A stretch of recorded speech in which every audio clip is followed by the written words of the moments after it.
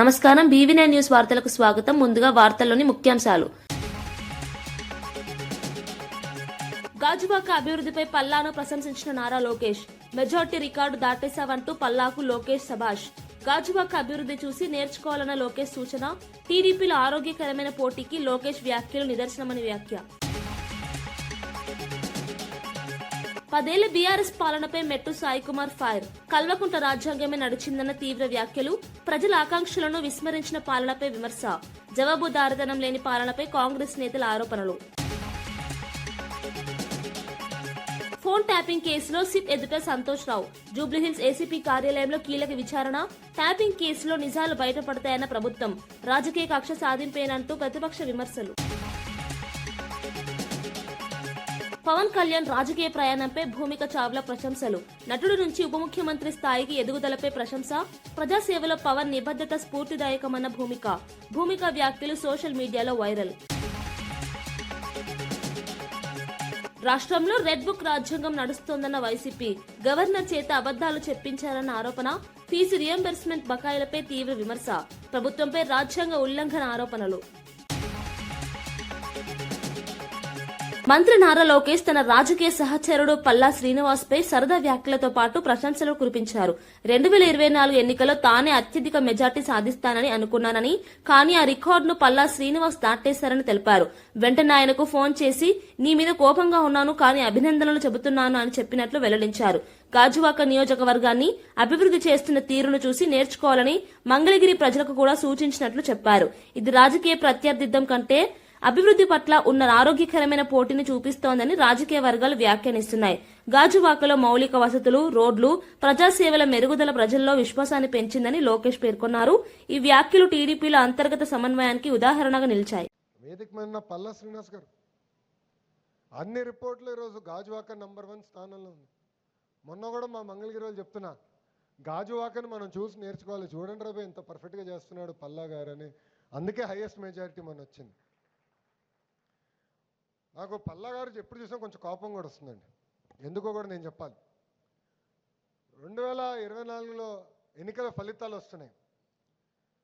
So నేను అనుకున్నా 50,000 వస్తుంది అనేది ఒక అంచనా. నాకు వస్తే చాలా రూపాయలు అనుకున్నా, పెరుగుతూ వెళ్ళింది. కంగారు పడ్డా, ఏమో ఇది ఎక్కడి వరకు వెళ్తుందా. ఒక దశలో నంబర్ 1 వస్తుందన్న ఫీలింగ్ వచ్చింది. బాగా ఎస్ నంబర్ 1 వస్తుందిరా అనుకుని వచ్చేవరకు. అప్పుడు మా పిఏ వచ్చి, సార్ అంత సీన్ లేదు, పల్లా గారికి నంబర్ 1 వచ్చింది రాబోయ్ అన్నాడు. నేను ఫోన్ చేసి, అన్న మీ పైన కాపు ఉన్న కంగ్రాచులేషన్స్ చెప్పాలి కదా, కంగ్రాచులేషన్స్ చెప్తున్నా లేరా అన్నాడు. ఆనందం. దాని తర్వాత వెళ్ళి మనకి మన ఇది ఇస్తారు, గెలిచిన తర్వాత సర్టిఫికేట్ ఇస్తారు. సర్టిఫికేట్ తీసినాక వచ్చి మీడియా ముందరికి వెళ్ళే ముందర మా పిఆర్ వచ్చి 2వ స్థానం కూడా పోయింది బాస్ అన్నాడు. వామో ఇదేంట్రా పోయి అంటే, భీమిలి మిమ్మల్ని కొట్టింది, ఇప్పుడు మీరు 3వ స్థానం, ప్రెస్ చెప్పేటప్పుడు 3వ స్థానంలో ఉన్నాడు. 2వ వ్యక్తి నిరంతరం నేను తిట్టుకునేది గంటా శ్రీనివాస్ గారు. మనం నేర్చుకోవాలి. ఎక్సైజ్ కానిస్టేబుల్ హత్య ఘటనపై తెలంగాణ జాగృతి అధ్యక్షురాలు కల్వకుంట్ల కవిత తీవ్ర ఆగ్రహం వ్యక్తం చేశారు. ఒక పోలీస్ కానిస్టేబుల్ ను హత్య చేసే స్థాయికి గంజాయి మాఫియా తెగించుకుందంటే ప్రభుత్వంపై వారికి ఎలాంటి భయం లేదని స్పష్టమవుతుందన్నారు. డ్రగ్స్, గంజాయి రహిత రాష్ట్రంగా మారుస్తామని ప్రభుత్వం ఇచ్చిన హామీలు అమలు కావడం లేదని విమర్శించారు. గ్రామీణ ప్రాంతాల్లో కూడా గంజాయి, డ్రగ్స్ సులభంగా లభిస్తున్న పరిస్థితి ప్రమాదకరమని హెచ్చరించారు. ఇకనైనా ప్రభుత్వం మత్తు విడిచి డ్రగ్స్ మాఫియాపై కఠిన చర్యలు తీసుకోవాలని డిమాండ్ చేశారు. పోలీసుల ప్రాణాలకు విలువ లేకుండా పోతే సామాన్య ప్రజల భద్రత ఏమవుతుందన్న ప్రశ్నను ఆమె లేవనెత్తారు. ఈ ఘటన రాష్ట్రంలో డ్రగ్స్ నియంత్రణపై మరోసారి చర్చకు దారితీసింది. ఉన్నప్పుడు వారికి కూడా వెపన్స్ ట్రైనింగ్ ఉంటుంది, గన్స్ ఉంటాయి. కొద్దిగా ఎక్సైజ్ వాళ్ళ దగ్గర ఆయుధాలు ఉంటే ఈ డ్రగ్స్ మాఫియా అయినా గంజాయి మాఫియా అయినా వీళ్ళు భయపడేటటువంటి ఆస్కారం ఉంటుంది. నేను డిమాండ్ చేస్తా ఉన్నాను తెలంగాణ జాగృతి పక్షాన, ఎక్సైజ్ వారికి అట్లానే ఫారెస్ట్ వారికి వెపన్స్ మళ్ళీ ఇవ్వాలి. వారికి ట్రైనింగ్లోనే వారికి శిక్షణ ఇస్తారు, కానీ వారి దగ్గర వెపన్స్ లేకపోవడంతో ఈ స్మగ్లర్లకు, డ్రగ్స్ పెడ్లర్లకు అరాచకాలు ఎక్కువైనాయి. కాబట్టి వెపన్స్ ఇవ్వాలని చెప్పి నేను డిమాండ్ చేస్తున్నాను. మరి తెలంగాణ జాగృతి నాయకులకు, కార్యకర్తలకు మేము పిలుపునిస్తూ ఉన్నాం. ఎక్కడికక్కడ గ్రామాలలో, జిల్లాలలో కూడా డ్రగ్స్ మహమ్మారి పెరిగిపోతూ ఉంది. కాబట్టి మీరు చాలా షార్ప్గా ఉండండి. మరి పోలీసు వాళ్ళకి ఎక్కడికక్కడ సమాచారం అందించండి. దయచేసి యువతలో మంచి దృక్పథాన్ని పెంపొందించే ప్రయత్నం మనం చేద్దామని ఈ సందర్భంగా తెలియజేస్తా ఉన్నాను. Thank you. జై తెలంగాణ. కండిషన్ క్రిటికల్గా ఉంది. కుటుంబ సభ్యులనైతే నిజామాబాదు మేము మళ్ళీ ఒకసారి కూడా వారిని ఆదుకుంటాం, జాగృతి తరఫున అండగా నిలబడతామని చెప్పాం. ప్రభుత్వము డిపార్ట్మెంట్ వైద్యం అందిస్తూ ఉన్నారు. కానీ అసలు ఒక గంజాయి స్మగ్లింగ్ చేసే ముఠాకి మేము ఎక్సైజ్ కానిస్టేబుల్ ఢీ కొట్టొచ్చు అనే ధైర్యం వచ్చింది అంటేనే యాటిట్యూడ్ చాలా మారిపోయినట్టు అర్థం, విచ్చలవిడితనం పెరిగిపోయిందని అర్థం. దాన్ని ఖచ్చితంగా తగ్గించాలి, లేకపోతే సమాజంలో అందరికీ కూడా నష్టం జరిగే పరిస్థితి. 10 ఏళ్ల బీఆర్ఎస్ పాలనలో ప్రజల ఆకాంక్షలకు ప్రాధాన్యం ఇవ్వలేదని ఫిషరీస్ కార్పొరేషన్ ప్రతినిధి మెట్టి సాయి కుమార్ విమర్శించారు. ప్రజాస్వామ్య విలువలను పక్కన పెట్టి రాజ్యాంగ స్ఫూర్తికి విరుద్ధంగా పాలన సాగిందని ఆరోపించారు. ప్రజలపై సొంత నిర్ణయాలను రుద్ది కల్వకుంట్ల రాజ్యాంగం మాత్రమే అమలు చేశారని వ్యాఖ్యానించారు. పారదర్శకత లేని పాలన వల్ల తెలంగాణ భవిష్యత్తు ప్రశ్నార్థకంగా మారిందన్నారు. అలాంటి పాలన చేసిన వారు ఇప్పుడు నీతులు చెప్పడం హాస్యాస్పదమని ఎద్దేవా చేశారు. ప్రజలకు జవాబుదారీతనం లేకుండా పాలన సాగిందని, సంక్షేమ పథకాల్లో కూడా లోపాలు చోటు చేసుకున్నాయని చెప్పారు. ఈ వ్యాఖ్యలు బీఆర్ఎస్ పాలనపై కాంగ్రెస్ నుంచి వస్తున్న విమర్శలకు మరింత బలం చేకూర్చాయి. 10 సంవత్సరాలు తెలంగాణ రాష్ట్రంలో కల్వకుంట్ల రాజ్యాంగాన్ని తీసుకొచ్చి అమలు పరిచింది మీరు కాదా? కల్వకుంట్ల కుటుంబం 2014 నుంచి 2020 వరకు తెలంగాణ రాష్ట్రంలో వాళ్ళ రాజ్యాంగాన్ని రచించి వాళ్ళ రాజ్యాంగాన్ని అమలు పరిచిన దినాలు మర్చిపోతే ఎట్లా? కల్వకుంట్ల తారక రామారావు గారు మర్చిపోతే ఎట్లా? ఇంకా రాజ్యాంగాన్ని పట్టుకున్నారు. రాజ్యాంగాన్ని, రాజ్యాంగ విలువలని, రాజ్యాంగబద్ధమైన నైతిక విలువలని ఎప్పుడైనా మీరు అమలు పరిచారా? ఎప్పుడైనా మీరు ఆలోచించారా? తగుదునమ్మా అంటూ రాజ్యాంగాన్ని కాపాడాలి అని చెప్పి నిన్న బీఆర్ఎస్ పార్టీ భవన్లో నాటకాలు ఆడుతూ ఉన్నారు. ఆడండి. రాజ్యాంగాన్ని, రాజ్యాంగ విలువలని మంట కల్పిందే తెలంగాణ రాష్ట్రంలో బీఆర్ఎస్ పార్టీ అని మర్చిపోతే ఎట్లా? దుర్మార్గమైన రాజకీయం చేసినప్పుడు బీఆర్ఎస్ పార్టీ 10 ఏళ్ళు దుర్మార్గమైన రాజకీయం చేసినారు. మేము వారిన అరాచకంలో ఇసుమంతైనా చేస్తున్నామా?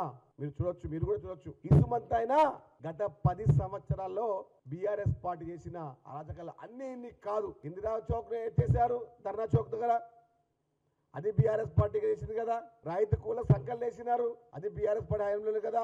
రాజకీయ విలువలు రాజ్యాంగబద్ధ. ఫోన్ ట్యాపింగ్ కేసులో కీలక పరిణామంగా బీఆర్ఎస్ నేత మాజీ రాజ్యసభ సభ్యుడు సంతోష్ రావు సిట్ విచారణకు హాజరయ్యారు.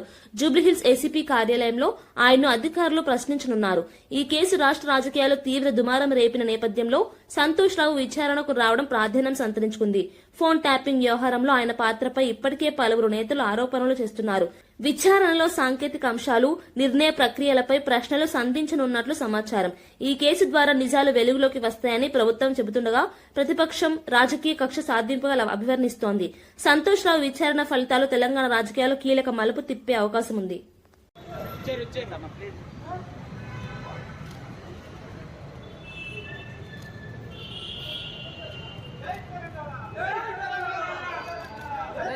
సంతోష్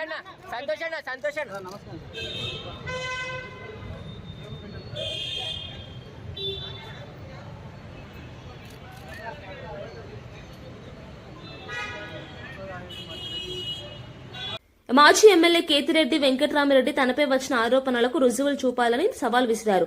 అధికారంలో ఉన్నప్పుడు ప్రతిరోజు ప్రజల మధ్య ఉన్నానని, ఏదైనా అవినీతి చేసి ఉంటే ప్రజలే ప్రశ్నించేవారని అన్నారు. ఇప్పుడు తనపై ఆరోపణలు చేస్తున్న వారు ఆధారాలు చూపించాలని డిమాండ్ చేశారు. కూటమి ఎమ్మెల్యేలు ఎవరైనా సరే సూపర్ 6 మేనిఫెస్టోతో ప్రజల ముందుకు వెళ్లే ధైర్యం ఉందా అని ప్రశ్నించారు.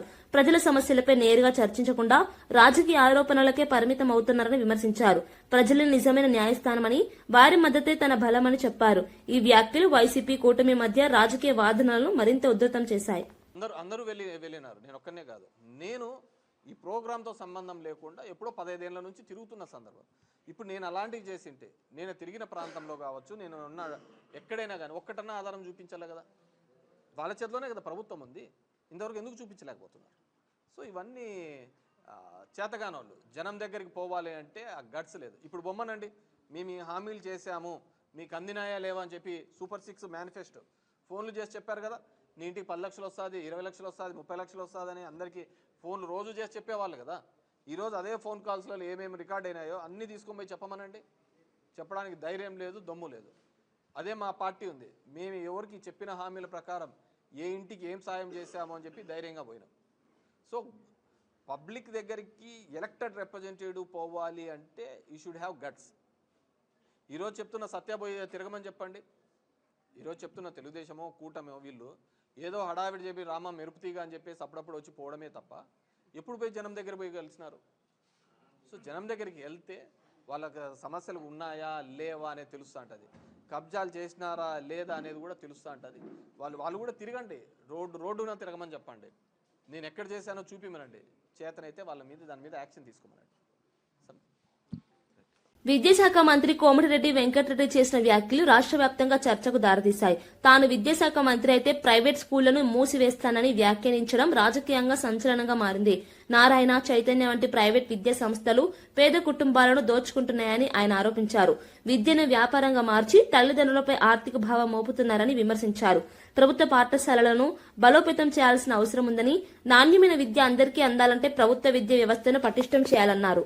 ఈ వ్యాఖ్యలు ప్రైవేట్ స్కూల్ యాజమాన్యాల్లో ఆందోళనకు కారణమయ్యాయి. మరోవైపు ప్రభుత్వ విద్యపై దృష్టి పెట్టాలనే చర్చను మళ్లీ తెరపైకి తెచ్చాయి. ఇప్పుడు అడ్మిషన్ల సీజన్ వచ్చిందంటే నాకు భయం అవుతుంది. పోయొచ్చిన సార్ నారాయణకు, ఈ బ్రాంచ్కు, చైతన్యకు ఎంత రానంటే 3 లక్షలు అన్నాడు. అది ఉండేదే 2. ఆయనకు తెలిసి ఇట్లా కోమటంటే మనసులో అనగానే 3 బాగుంటాడు. మనం ఫోన్ చేయగానే సార్ మంచిది సార్ 2కి ఇస్తా అంటాడు. అసలు 2 లక్షలు దాని ఫీజు. చెప్పుడు 3 చెప్తాడు. ఎంత దొంగలంటే వాళ్ళ గురించి ఎంత తక్కువ మార్చాలి అంత మంచిది. నాకు కోపం వస్తుంది. విద్యను అమ్ముకోండి, విద్య వ్యాపారం కాదు. విద్య అనేది నాన్ ప్రాఫిటబుల్. అది యాక్ట్ చట్టం ఉన్నది, 25% పేదోళ్ళకి సీట్లు ఇవ్వాలని. ఆ చట్టాలకు తూట్లు పడిచి ఈ దొంగలు ఇవాళ కార్పొరేట్ పేదవాళ్ళని దోసుకుంటూ, టీచర్స్ కూడా ప్రైవేట్ స్కూళ్ళ కంటే ఇక్కడనే ఎక్కువ. నారాయణ కాలేజీలకు పోండి, గవర్నమెంట్ కాలేజీకి పోండి, అక్కడ డిగ్రీ చేసిన వాళ్ళు ఉంటారు. ఇక్కడ పిహెచ్డి చేసి ప్రూఫ్ సర్వీస్ చేసి ఏ ఉద్యోగం రాక లెక్చరర్ ఉద్యోగం చేసిన వాళ్ళు ఉంటారు. ఇక్కడ ఎందుకు పోతున్నా ఎవరికి అర్థమైతలేదు.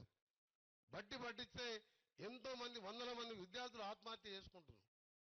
నాకే ఇట్లా ఛాన్స్ వస్తే తప్పకుండా నేను ఎప్పుడైనా ఎడ్యుకేషన్ మినిస్టర్ అయితే మాత్రం ఈ కార్పొరేట్ స్కూళ్ళన్నీ కూడా బంద్ చేసేది ఖాయం.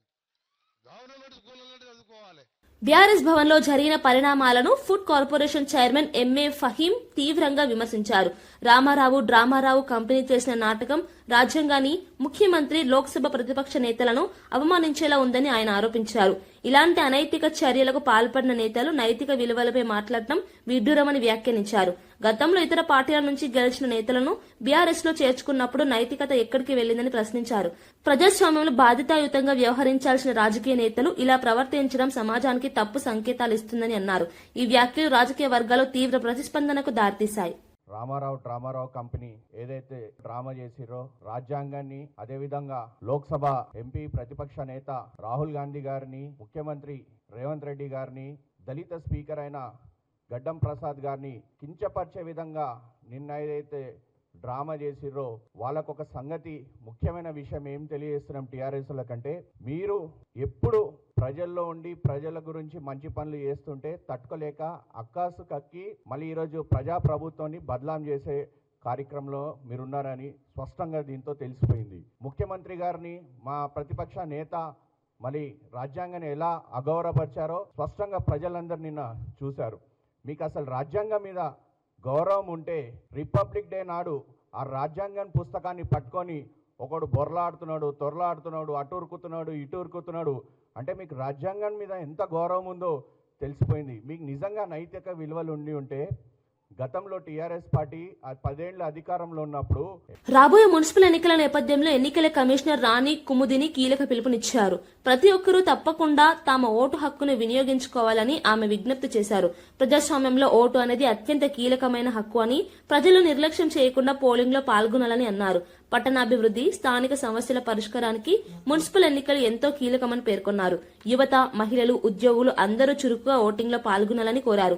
ఓటు వేయడం ద్వారా మాత్రమే ప్రజలు తమ అభిప్రాయాన్ని పాలకులకు తెలియజేయగలరని స్పష్టం చేశారు. ఈ పిలుపు ఓటర్లలో అవగాహన పెంచేలా ఉంది. ఈ సెకండ్ ఆర్డినరీ ఎలక్షన్స్ 116 మున్సిపాలిటీస్కి, అలాగే 7 మున్సిపల్ కార్పొరేషన్స్కి, టర్మ్ ముగిసిపోయినటువంటి వాటికి, అలాగే కొత్తగా ఫార్మేషన్ అయినటువంటి వాటికి ఈ ఎలక్షన్స్ అనౌన్స్ చేయబడుతూ ఉన్నాయి. మీ ద్వారా ఈ 116 మున్సిపాలిటీస్లోనూ అలాగే 7 మున్సిపల్ కార్పొరేషన్స్లో ఉన్నటువంటి రిజిస్టర్డ్ ఓటర్స్ అక్షరాల 52,43,000 మందికి అపీల్ ఏం చేస్తున్నామంటే ఈ ఎలక్షన్స్లో తప్పకుండా మీ ఓటు హక్కు వినియోగించుకోండి. ప్రతి ఒక్కరూ తప్పకుండా వచ్చి ఓటు వేయండి. ఇది కమిషన్ ద్వారా మా అపీలు మీ ద్వారా అందరికీ తెలియజేసుకుంటున్నాం. We have a look at the schedule, please. So coming in English, today we are announcing the elections for 116 municipalities and 7 municipal corporations. The registered voters are 52.43 lakhs. We appeal to the voters to definitely come and vote on the poll day. ప్రస్తుతం రాష్ట్రంలో అంబేద్కర్ రాజ్యాంగం కాకుండా red book రాజ్యాంగం నడుస్తోందని YCP అధికార ప్రతినిధి కారుమూరు వెంకటరెడ్డి తీవ్ర విమర్శలు చేశారు. గణతంత్ర దినోత్సవం రోజు కూడా గవర్నర్ చేత అబద్దాలు చెప్పించారని ఆరోపించారు. రాయలసీమ లిఫ్ట్ ఇరిగేషన్ ప్రాజెక్టును నిలిపివేసి ప్రైవేటీకరణకు ప్రభుత్వం ప్రయత్నిస్తుందన్నారు. అధికారంలోకి వచ్చిన తర్వాత ఫీజు రియంబర్స్మెంట్ బకాయిలు చెల్లించలేదని, విద్యార్థులను మోసం చేశారని విమర్శించారు. వైద్యులు, ఇంజనీర్లు నియమిస్తున్నామని చెప్పడం కూడా అబద్దమేనన్నారు. ఈ వ్యాఖ్యలు ప్రభుత్వంపై తీవ్ర రాజకీయ విమర్శలుగా మారాయి. వ్యవస్థకు ఉన్నటువంటి దాన్ని కూడా చెరిపేసేటటువంటి పరిస్థితి కాక ఏంటి అమరావతి గడ్డపై నిల్చొని మాట్లాడటం గర్వకారణంగా ఉందంట. తప్పులేదు. రైతు కుమార్తె ఇంజనీర్ అయ్యేలా అవకాశాలు కల్పిస్తున్నారంట. రైతు కుమార్తె ఇంజనీర్ అయ్యేలా అవకాశం కల్పిస్తున్నారా? అది కల్పించింది రాజశేఖర రెడ్డి గారు, జగన్మోహన్ రెడ్డి గారు కదా. ఎందుకంటే పూర్తి ఫీజు రియంబర్స్మెంట్ ఇచ్చి జగన్మోహన్ రెడ్డి గారు వాళ్ళందరినీ చదివిస్తే ఈ రోజు నువ్వు అధికారంలోకి వచ్చినటువంటి 20 నెలల్లో ఒక్క ఫీజు రియంబర్స్మెంట్ బకాయి ఇవ్వాల. ఒక్కటంటే ఒక్క రూపాయి ఫీజు రియంబర్స్మెంట్ కి నిధులు ఇవ్వకపోగా మళ్ళీ ఇంజనీర్లు చేస్తున్నాం, డాక్టర్లు చేస్తున్నాం అని చెప్పి అబద్దాలు పడితే అలా. పేదరికం లేని సమాజం అంట. పేదరికం శాతం పెరిగింది చంద్రబాబు నాయుడు గారు అధికారంలోకి వచ్చిన ఈ 20 నెలల్లో అని చెప్పి గణాంకాలు చెప్తా ఉన్నాయి. ఉపాధి నైపుణ్యం అంట. 5 ఏళ్లలో 20 లక్షల ఉద్యోగాలు కల్పిస్తారంట. మొన్నే కదా డిసెంబర్ 15, 2025 రాజ్యసభలో కేంద్ర ప్రభుత్వం వెల్లడించినటువంటి వివరాల ప్రకారం అత్యధిక నిరుద్యోగం ఉన్నటువంటి రాష్ట్రం భారతదేశంలో ఆంధ్రప్రదేశ్. నిరుద్యోగం పక్క పెరిగిపోతా ఉంటే నువ్వేం ఉపాధి కల్పిస్తున్నావు, నైపుణ్యాలు కల్పిస్తున్నావు అని చెప్పి మాట్లాడితే ఎలా? పోలవరం ప్రాజెక్టు వేగంగా ముందుకు సాగుతుందంట. 2027 డిసెంబర్ నాటికి ప్రాజెక్టు పూర్తి అయిద్దంట. ఏ విధంగా పూర్తి అవుతుంది? పోలవరం బ్యారేజీ పూర్తి అయిద్దా? పోలవరం ప్రాజెక్టు పూర్తి అయిద్దా?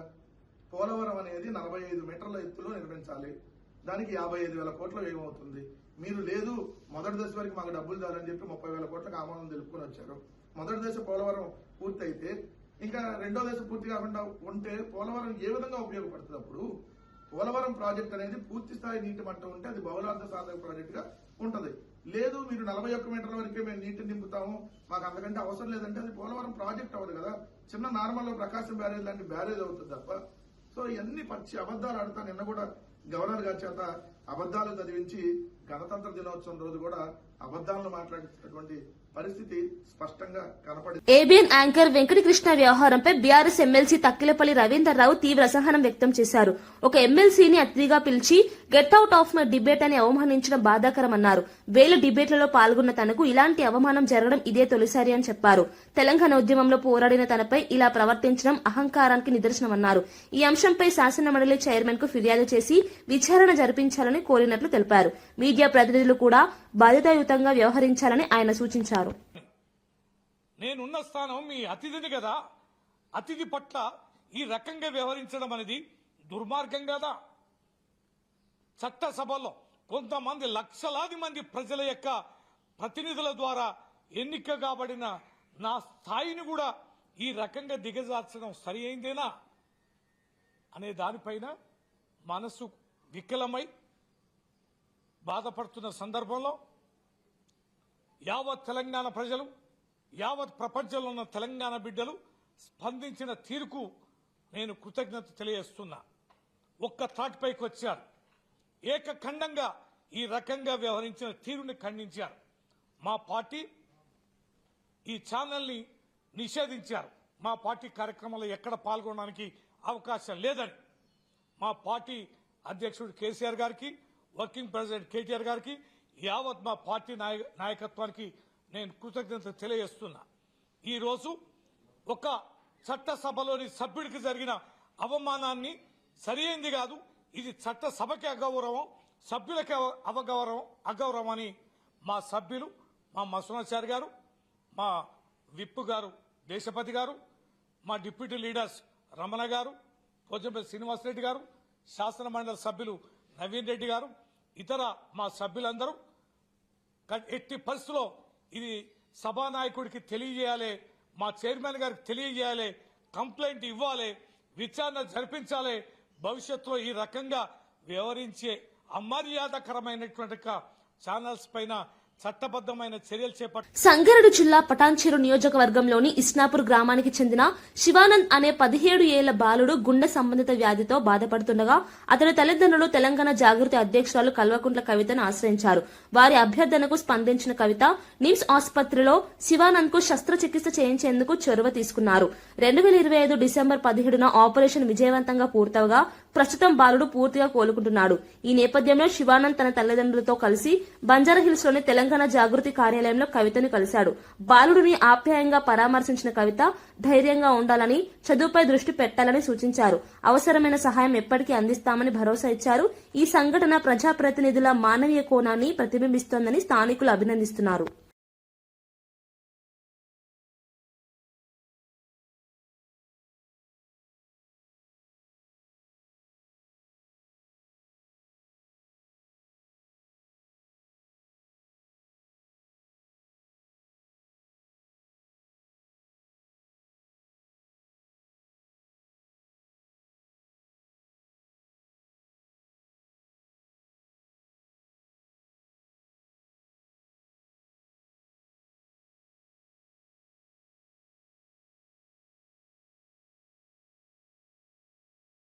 ఏపీ ఉప ముఖ్యమంత్రి పవన్ కళ్యాణ్ రాజకీయ ప్రయాణంపై ప్రముఖ నటి భూమిక చావ్లా ప్రశంసలు కురిపించారు. ఖుషీ సినిమాలో పవన్ కళ్యాణ్ తో కలిసి నటించిన రోజులను గుర్తు చేసుకున్న భూమిక, ఒక నటుడిగా మొదలైన ఆయన ప్రయాణం ప్రజాసేవ వైపు మలుపు తిరిగి రాష్ట్ర ఉప ముఖ్యమంత్రి స్థాయికి చేరడం ప్రశంసనీయమని పేర్కొన్నారు. ప్రజల సమస్యలపై స్పందించే తత్వం, రాజకీయాల్లో ఆయన చూపుతున్న నిబద్దత ఎంతో మందికి స్ఫూర్తిగా నిలుస్తుందన్నారు. పవన్ కళ్యాణ్ కు భగవంతుడు ఆశీస్సులు ఎల్లప్పుడూ ఉండాలని ఆకాంక్షించారు. సినిమా రంగం నుంచి రాజకీయాల వరకు పవన్ కళ్యాణ్ సాధించిన ఎదుగుదలపై ఈ వ్యాఖ్యలు సోషల్ మీడియాలో వైరల్ అవుతున్నాయి. అభిమానులు, జనసేన శ్రేణులు భూమిక వ్యాఖ్యలను హర్షాతిరేకాలతో స్వాగతిస్తున్నారు. It is a very special journey for Pawan sir. Really special, from Khushi to being the deputy CM. What an amazing journey. And as a co-actor from Khushi, Madhu and Bhumika, both, I feel very proud of you, Pawan sir. Very proud of you. You make the whole crowd here so proud. God bless you. Thank you, ma'am. It's all... ప్రముఖ television anchor Suma Kanakala కుటుంబ సమేతంగా తిరుమల శ్రీవారిని దర్శించుకున్నారు. నైవేద్య విరామ సమయంలో ఆలయంలోకి వెళ్లి స్వామివారి దర్శనం చేసుకుని మొక్కులు చెల్లించుకున్నారు. భక్తి శ్రద్ధలతో దర్శనం చేసిన అనంతరం టీటీడీ అధికారులు సుమకు స్వాగతం పలికారు. వేద పండితులు వేదాశీర్వచనం అందించి తీర్థ ప్రసాదాలు ఇచ్చారు. సుమ కనకాల తరచుగా తిరుమల దర్శనానికి రావడం తెలిసిందే. ఈ దర్శనం సందర్భంగా ఆమె కుటుంబ సభ్యులు కూడా ఆధ్యాత్మిక అనుభూతిని పొందారు. ఈ విషయానికి సంబంధించిన ఫోటోలు, వీడియోలు సోషల్ మీడియాలో విస్తృతంగా పంచుకోబడుతున్నాయి. అభిమానులు సుమకు శుభాకాంక్షలు తెలియజేస్తూ ఆమె భక్తిని ప్రశంసిస్తున్నారు.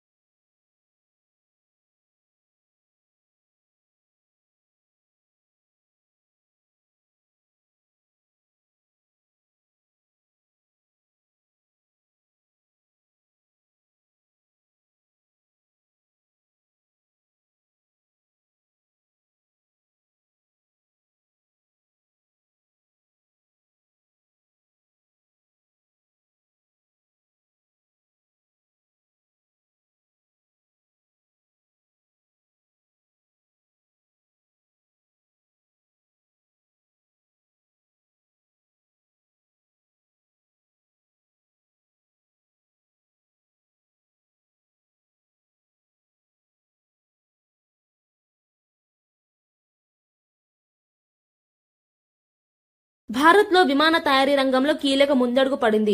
అదానీ ఏరోస్పేస్ అండ్ డిఫెన్స్ సంస్థ బ్రెజిల్కు చెందిన ఎంబ్రేయర్ కంపెనీతో ఒప్పందం కుదుర్చుకున్నట్లు కేంద్ర మంత్రి రామ్మోహన్ నాయుడు ప్రకటించారు.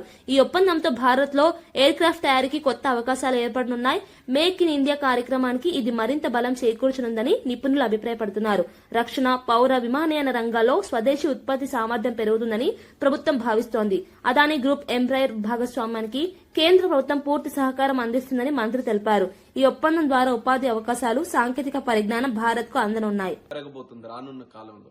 అలాగే ఎయిర్పోర్ట్స్ కూడా మనం ఎప్పటికప్పుడు పెంచుకుంటూ వెళ్తున్నాం. ఈరోజు సామాన్యులు కూడా ఎయిర్ ట్రావెల్లో ప్రయాణం చేయడానికి చాలా ఫెమిలియరైజ్ అయ్యారు. వీటన్నిటిని కూడా మనం చూసుకుంటే ఎక్కువ ఎయిర్ క్రాఫ్ట్స్ మన దగ్గర రావాలి. ఎయిర్ క్రాఫ్ట్స్ కూడా మనం చాలా వరకు బయట దేశాల నుంచి ఇంపోర్ట్ చేస్తున్నాం. ఆ యొక్క ఎయిర్ క్రాఫ్ట్స్ ని కానీ మనమే తయారు చేసుకోగలిగితే ఒకటి ప్రైస్ అడ్వాంటేజ్ ఉంటుంది, టైం అడ్వాంటేజ్ ఉంటుంది. అలాగే స్థానికంగా మన యువకులకి మన దేశంలో ఇంజనీరింగ్ కానీ లేకపోతే హైలీ స్కిల్డ్ ప్రొఫెషనల్స్ ఎవరైతే ఉన్నారో వాళ్ళకు కూడా ఉద్యోగాలు వచ్చే అవకాశం ఉంటుంది. వీటన్నిటిని కూడా చూసుకొని ఈరోజు 80 to 150 సీటర్ ఆ సెగ్మెంట్ తాలూకా డిమాండ్ రోజు రోజుకి పెరుగుతుంది. Tier 2, Tier 3 సిటీస్ మధ్యలో కొత్తగా ఏవైతే ఎయిర్పోర్ట్స్ వస్తున్నాయో ఆ ప్రాంతాలకు కనెక్ట్ చేయడానికి చిన్న air crafts, domestic air crafts, regional transport air crafts, ఇలాంటి ఎయిర్ క్రాఫ్ట్స్ తాలూకా డిమాండ్ భారతదేశంలో అత్యధికంగా ఉంది.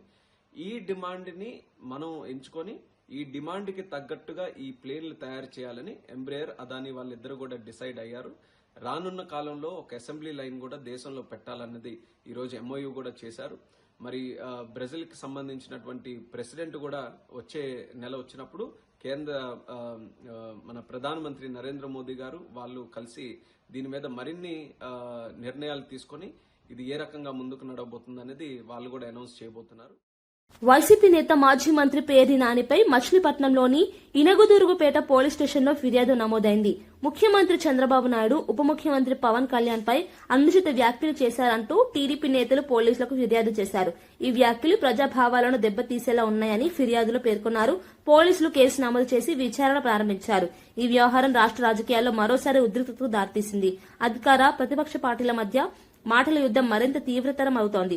ఈ కేసు తదుపరి ఎలా మలుపు తిరుగుతుందో రాజకీయ వర్గాల్లో ఆసక్తిగా చర్చ జరుగుతోంది. పలు దఫాలుగా ఆయన చేస్తూ వచ్చారు. ఇంకా మేము భరించలేక మా కార్యకర్తలను కూడా తీవ్ర మనోవేదనకు గురయ్యి వాళ్ళ పోలీస్ స్టేషన్కి వచ్చి గౌరవ CA గారికి మేము ఫిర్యాదు చేయడం జరిగింది. ఈ రకంగా రెచ్చగొట్టే వాక్యాలు మాట్లాడుతుంటాడు ఎక్కడ పడితే అక్కడ తెలుగుదేశం కార్యకర్తలు ఎవరైనా తిరుగుబాటు చేశారనుకోండి, వెంటనే మనకు సానుభూతి వస్తుంది కదా. అదిగో కార్యకర్తలు నా మీద దాడి చేశారని చెప్పేసి కనిపిస్తుంది. ఆయన రెచ్చగొట్టే వాక్యాలు ఏ రకంగా మాట్లాడుతున్నాడో, ఆయన మాట్లాడే మాటలో జనాల్లో విద్వేషానికి గురి చేసే విధంగా ఉంది.